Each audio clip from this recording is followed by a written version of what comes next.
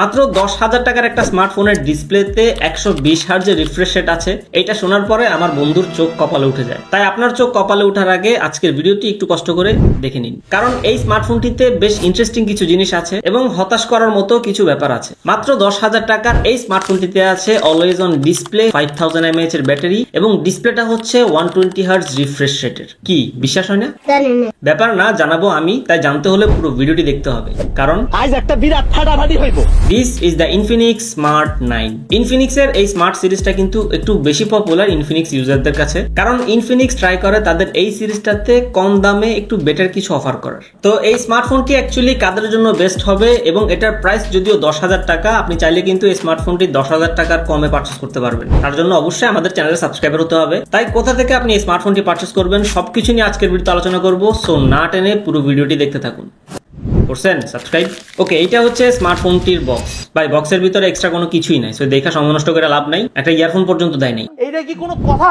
Direct চলে আসি স্মার্টফোনটির দিকে। স্মার্টফোনটির ডিজাইনটা দেখলে আপনার কাছে মনে হবে না যে এটা একটা 10,000 টাকা দামের স্মার্টফোন। অনেস্টলি এই স্মার্টফোনটির ডিজাইনটা কিন্তু আসলে অনেক সুন্দর। ম্যাট ফিনিশিং ব্যাক সাইড এবং ফ্ল্যাট বক্সি শেপ ডিজাইন। ফোনটা হাতে নিতে অ্যাকচুয়ালি ভালোই লাগে, তবে আমার কাছে বক্সি শেপের স্মার্টফোন ভালো লাগে না, তবে অনেকের কাছে ভালো লাগে। যাদের কাছে ভালো লাগে তাদের কাছে অবশ্যই ভালো লাগবে। বডি ফ্রেম হচ্ছে প্লাস্টিক বিল্ড, তাই স্ক্র্যাচ কিন্তু খুব দ্রুতই পড়ে যাবে। চেষ্টা করবেন যে একটি ব্যাক কভার অবশ্যই ব্যবহার করার। ফোনটার থিকনেস হচ্ছে 8.3 মিলিমিটার, কিন্তু হাতে নিলে অ্যাকচুয়ালি বোঝা যায় না যে এটার থিকনেস অ্যাকচুয়ালি বেশি। মনে হয় যে যথেষ্ট স্লিম একটা স্মার্টফোন। পাশাপাশি ওয়েটটাও হাতে খুব একটা ফিল হয় না। ওয়েট ডিস্ট্রিবিউশন যথেষ্ট ভালো। ওয়েট মেবি 180 বা 85 গ্রামের মতো হবে। তাছাড়া ফোনটাতে আছে IP54 রেটিং, সো বৃষ্টির হালকা পাতলা পানি ছিটে ফোটাতে কোনো ঝামেলা হবে না। এখনকার প্রায় ম্যাক্সিমাম ফোনে IP54 রেটিংটা থাকে। অনেকে আবার এটাকে ওয়াটারপ্রুফ মনে করে, আবার অনেকে মার্কেটিংও করতেছে কিন্তু ওয়াটারপ্রুফ মনে করে পানিতে চুবাই দেখা দিয়েছে। সো এরকম ফেক মার্কেটিং এ কেউ বিলিভ করবে না, ঠিক আছে? এটা হচ্ছে স্প্ল্যাশ প্রুফ, হালকা পাতলা পানিতে এটা প্রোটেক্ট করবে। ডিসপ্লেতে আছে 120 হার্জ রিফ্রেশ রেট এবং ডিসপ্লে সাইজ হচ্ছে 6.7 ইঞ্চ। রিফ্রেশ রেটটা নিয়ে একটু পরে আসতেছি। তার আগে এই স্মার্টফোনটি ডিসপ্লেতে অনেক ইন্টারেস্টিং একটা জিনিস যেটা আমার কাছে ভালোই লেগেছে, এন্ড আমার কাছে পার্সোনালি অনেক ভালো লাগে জিনিসটা। সেটা হচ্ছে এই স্মার্টফোনটিতে আছে অলওয়েজ অন ডিসপ্লে ফিচারটা, এন্ড এই জিনিসটাকে চাইলে আপনি নিজের মতো করে কাস্টমাইজ করতে পারবেন। এখানে অনেক ধরনের ক্লক অ্যানিমেশন আছে। আমার অবাক লাগতেছে আমার OnePlus 7 তে অলওয়েজ অন ডিসপ্লেটা নাই, আর 10,000 টাকার একটা স্মার্টফোনে অলওয়েজ অন ডিসপ্লেটা আছে।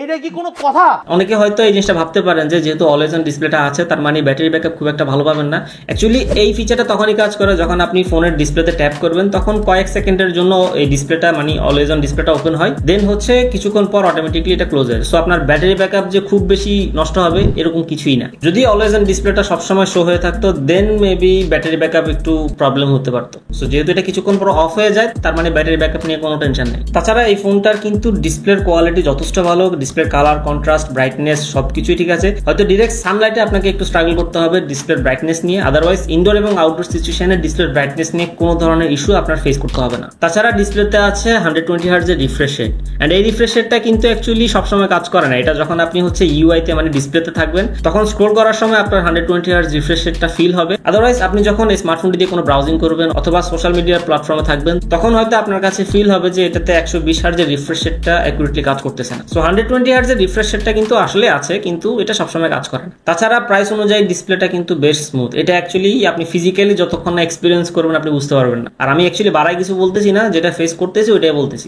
আচ্ছা, পোর্টস এন্ড বাটন হিসেবে ফোনটির ডান পাশে আছে ভলিউম বাটন এবং তার নিচে আছে পাওয়ার বাটন, যেটা হচ্ছে ফিঙ্গারপ্রিন্ট সেন্সর। ফিঙ্গারপ্রিন্টের পজিশনটা ঠিকঠাকই আছে, তবে আনলকের স্পিডটা একটু ঢিলে আমার কাছে মাঝে মধ্যে মনে হয়, আবার মাঝে মধ্যে দেখি যে অনেক ফাস্ট কাজ করে। দেন নিচের দিকে আছে 3.5 millimetre earphone port, primary microphone, USB type C port এবং স্পিকার গ্রিল। বাম পাশে আছে একটি সিম ট্রে স্লট, যেটাতে আপনি দুটি সিমের পাশাপাশি একটি মেমোরি কার্ড ব্যবহার করতে পারবেন। উপরের দিকে আছে আরেকটি স্পিকার গ্রিল, এন্ড এই ফোনটার স্টেরিও স্পিকারটা অ্যাকচুয়ালি এই প্রাইস সেগমেন্ট অনুযায়ী যথেষ্ট কোয়ালিটিফুল। হ্যাঁ, যদি মিউজিকে ইনস্ট্রুমেন্ট বেশি থাকে সেক্ষেত্রে একটু ডিস্ট্রাকশন ফিল করবেন। আদারওয়াইজ এই স্মার্টফোনটির স্পিকার নিয়ে অ্যাকচুয়ালি আমি যথেষ্ট স্যাটিসফাইড।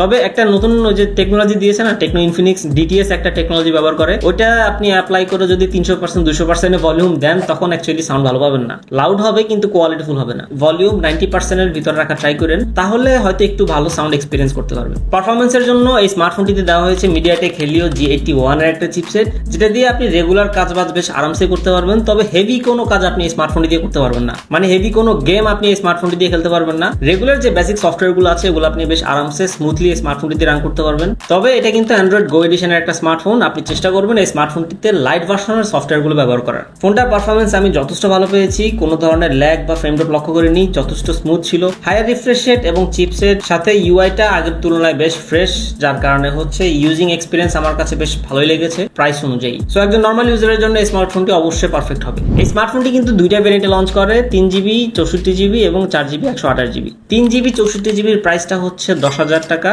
আর 4GB 128GBর প্রাইস হচ্ছে 12,000 টাকা। অফিসিয়াল প্রাইস যেটাই থাকুক আপনার তো একটু কমে দরকার নাকি, তাই অফিসিয়াল প্রাইসের থেকেও যদি কমে আপনি এই স্মার্টফোনটি পারচেস করতে চান তাহলে চলে যান রাফান মোবাইল অ্যান্ড গ্যাজেটসে। তাদের কাছে ইনফিনিক্সের এই স্মার্টফোনটি সহ সকল ব্র্যান্ডের অফিসিয়াল আনঅফিসিয়াল স্মার্টফোন আপনারা অ্যাভেলেবেল পেয়ে যাবেন এবং বেশ ভালো একটা ডিসকাউন্টে পেয়ে যাবেন যদি সাবস্ক্রাইবার হয়ে থাকেন। তাছাড়া যদি আপনি তাদের ওয়েবসাইট থেকে এই কুপন কোডটি ব্যবহার করে যে কোনো স্মার্টফোন পারচেস করেন তাহলে আরেকটু বেশি ডিসকাউন্ট পেয়ে যাবেন।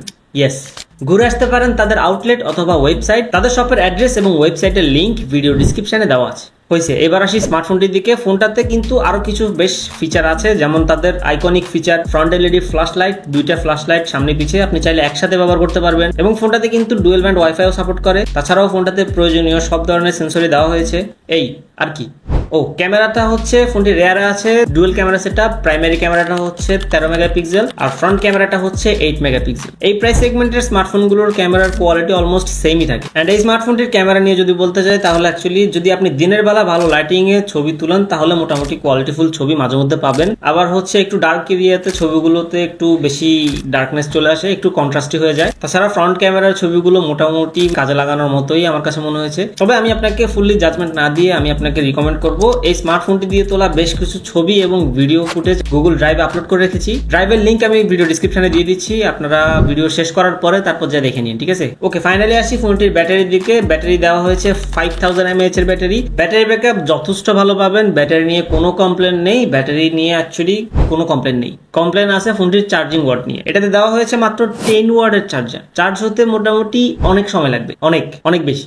10,000 টাকা না, এটার কিন্তু দুইটা ভেরিয়েন্ট। 4128GBর প্রাইস 12,000 টাকা। সো 12,000 টাকার একটা স্মার্টফোনে 18 ওয়াটের চার্জার তো অবশ্যই ডিজার্ভ করে। আচ্ছা 18 ওয়াট বাদ দিলাম, কিন্তু 15 ওয়াট তো দিতে পারতো, দেয় নেই, সমস্যা নেই, কিছু তো করার নাই, তবে দিলে ভালো হতো। ব্যাটারি ব্যাকআপ ডেফিনেটলি ভালো পাবেন, তবে এটাও মাথায় রাখবেন যে এই স্মার্টফোনটি যদি আপনি পারচেস করেন ব্যাটারি চার্জ হতে অনেক সময় লাগবে। সো যদি আপনি এই জিনিসটা কনসিডার করতে পারেন যে ব্যাটারি চার্জ হতে সময় লাগুক কিন্তু ব্যাটারি ব্যাকআপ ভালো দিলে সমস্যা নেই, দেন ওকে, নো ইস্যু। পরে কেউ কমেন্ট বক্সে এসে গালিগালাজ দিয়ে না যে ভাই চার্জ হতে এত সময় লাগে। তো আপনি কি অ্যাকচুয়ালি ক্লিয়ার যে এই স্মার্টফোনটি কাদের জন্য বেস্ট হবে? দেখুন, এই প্রাইস সেগমেন্টের একজন ইউজারের ফার্স্ট প্রায়োরিটি থাকে কিন্তু ডিজাইন, এন্ড এই স্মার্টফোনটির ডিজাইনটা ডেফিনেটলি অনেক সুন্দর। প্রথম দেখায় মনে হবে না যে এটার দাম অ্যাকচুয়ালি 10,000 টাকা বা 12,000 টাকা। সো ডিজাইন তো ডেফিনেটলি পছন্দ হবেই। তাছাড়া ফোনটার ইউজিং এক্সপিরিয়েন্স অবশ্যই ভালো পাবেন। ও হ্যাঁ, এখানে একটা জিনিস তারা বক্সের গায়ে উল্লেখ করতেছে, সেটা হচ্ছে এটা নাকি 4 বছর পর্যন্ত সেম ধরনের পারফরমেন্স দিবে এখন যেরকম দিচ্ছে। অ্যাকচুয়ালি এই ধরনের কথায় আমি বিলিভ করি না, কারণ এটাতে দেওয়া হয়েছে eMMC স্টোরেজ টাইপ। সো লম্বা সময় ধরে এই স্মার্টফোনটিতে সেম পারফরমেন্স থাকবে এটা অ্যাকচুয়ালি বিশ্বাসযোগ্য না। যে চিপসেটটা দেওয়া হয়েছে এই চিপসেটটাতে কিন্তু হচ্ছে UFS 2.1 পর্যন্ত সাপোর্ট করে। সো UFS স্টোরেজ দিলে দেন একটা কনফিডেন্ট থাকতো। সেম কথাটা আমি হচ্ছে টেকনো স্পার্ক গো 1 এর ভিডিওতে বলেছিলাম। তারাও হচ্ছে 4 বছরের ল্যাগ ফ্রি একটা গ্যারান্টি দিচ্ছে, বিভিন্ন সার্টিফিকেশন এই সেই বিভিন্ন অজুহাত দেখাচ্ছে। সো এই ধরনের কথায় বিলিভ যায় না। তবে আমি আপনাকে রিকমেন্ড করবো আপনি যদি এই স্মার্টফোনটি পারচেস করেন স্টোরেজ যতটুকু পসিবল খালি রাখবেন, ঠিক আছে? আর হ্যাঁ, দোষ অ্যাকচুয়ালি খুব একটা ধরার মতো নেই, ফোনটার পারফরমেন্স অবশ্যই ভালো, ক্যামেরাটাও অ্যাকচুয়ালি প্রাইস অনুযায়ী ঠিক আছে। তবে দুইটা জিনিস আমার কাছে একটু খারাপ লেগেছে, সেটা হচ্ছে চার্জারটা 10 ওয়াটের না দিয়ে 15 ওয়াটের দিলে ভালো হতো, অথবা 15 ওয়াট বা 18 ওয়াট সাপোর্টেড দিত। আর হচ্ছে 10,000 টাকায় 3GB ভেরিয়েন্ট না দিয়ে অ্যাকচুয়ালি 4GB দিলে অনেক ভালো হতো। এই দুইটা জিনিস যদি আপনি কনসিডার করতে পারেন তাহলে এই স্মার্টফোনটি আপনি পারচেস করে ফেলেন। অলরেডি যদি এই স্মার্টফোনটি কেউ পারচেস করে থাকেন আপনার ইউজিং এক্সপিরিয়েন্স অবশ্যই কমেন্ট বক্সে শেয়ার করুন। যদি কোনো প্রবলেম ফেস করে থাকেন তাও অবশ্যই কমেন্ট করুন, যাতে আরেকজন এই স্মার্টফোনটি জেনে শুনে পারচেস করতে পারে। আর যদি এই স্মার্টফোনটি আপনার পছন্দের লিস্টে থাকে, আপনি পারচেস করতে চান, কমে পারচেস করতে চান, তাহলে চলে যান রাফান মোবাইল অ্যান্ড গ্যাজেটসে। আর এই কুপন কোডটি ব্যবহার করলে কিন্তু অবশ্যই ডিসকাউন্ট পেয়ে যাবেন, এটা মিস নাই। দেখা হচ্ছে নেক্সট ভিডিওতে, ততদিন সবাই ভালো থাকবেন, সুস্থ থাকবেন, আল্লাহ হাফেজ।